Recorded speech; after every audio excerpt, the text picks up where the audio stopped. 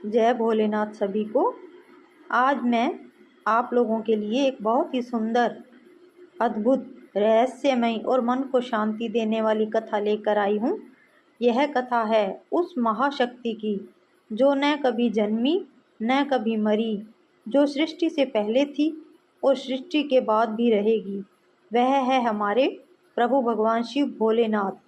आइए पहले कुछ क्षण के लिए अपनी आंखें बंद कर लें, गहरी सांस लें, धीरे धीरे छोड़ें, मन को शांत करें, अपने हृदय में उजाला महसूस करें।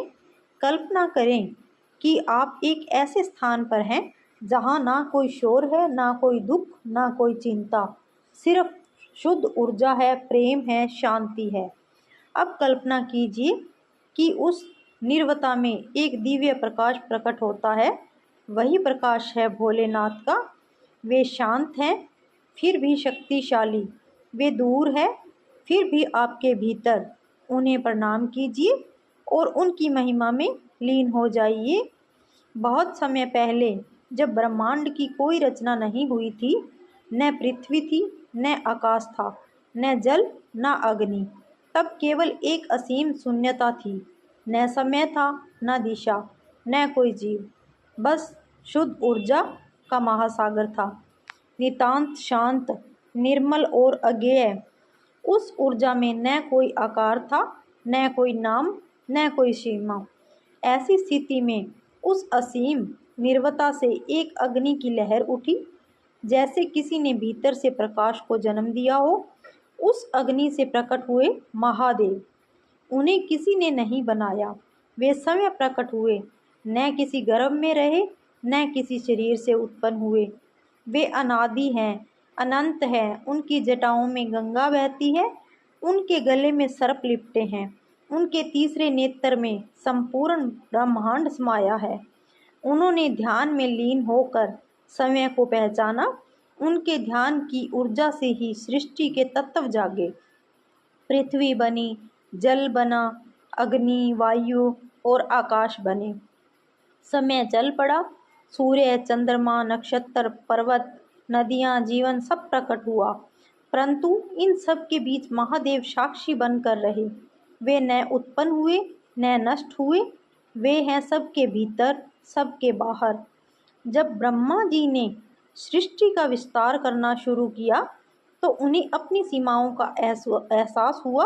विष्णु जी ने संसार का पालन करना शुरू किया, परंतु असंतुलन भी बढ़ता गया।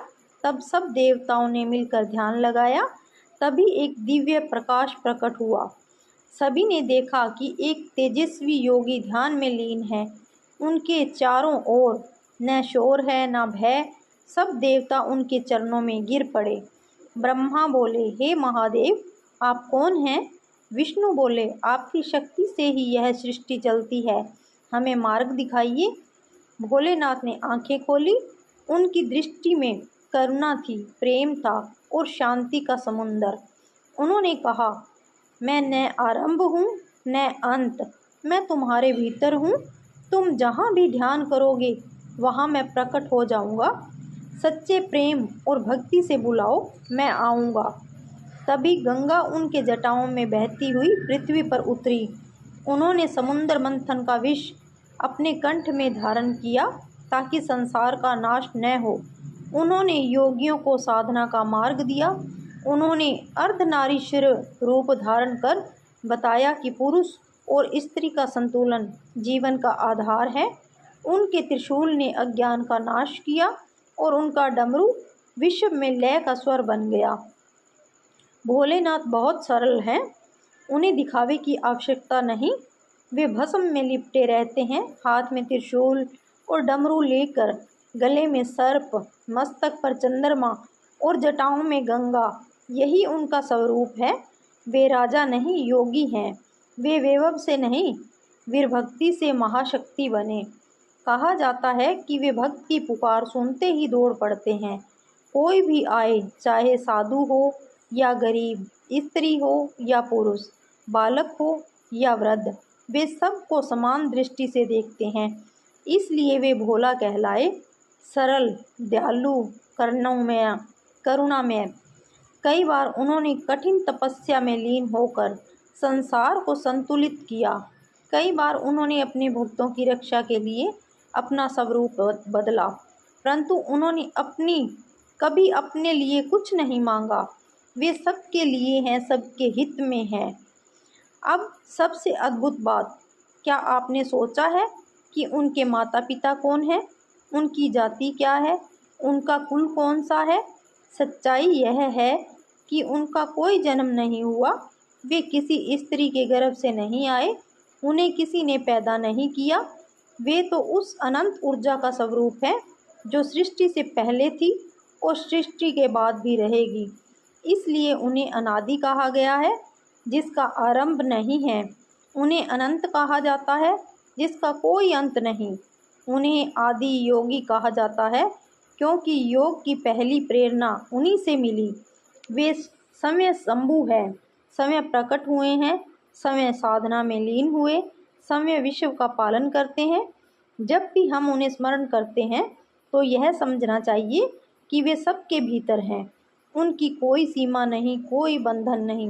वे माता पिता से परे हैं, समय से परे हैं, जन्म से परे हैं।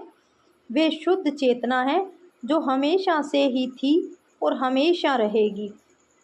आइए हम सब मिलकर उनके चरणों में मन, वचन और कर्म अर्पित करें। हे भोलेनाथ, आप अनादि हैं, आप अनंत हैं, आप सबके भीतर वास करते हैं।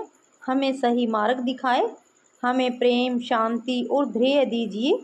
हमारे मन से भय, अहंकार और मोह दूर कीजिए। हमें अपने चरणों में स्थान दीजिए।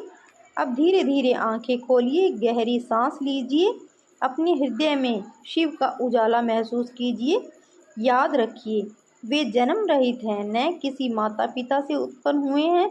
वे तो स्वयं ब्रह्मांड की आत्मा हैं।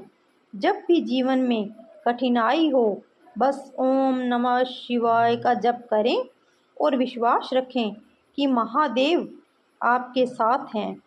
हर शिव नाम के साथ हम उनके चरणों में अपनी श्रद्धा अर्पित करते हैं। हर ध्यान में हम उनकी अनंत करुणा का अनुभव करते हैं। हर सांस में हम उनकी उपस्थिति को महसूस करते हैं। हर हर महादेव सभी भक्तों को। अगर आप लोगों को ये कथा, ये कहानी पसंद आई हो तो वीडियो को लाइक करें, शेयर करें, चैनल को सब्सक्राइब करें। इसी तरह की कहानियाँ लेकर आती रहूँगी। हर हर महादेव।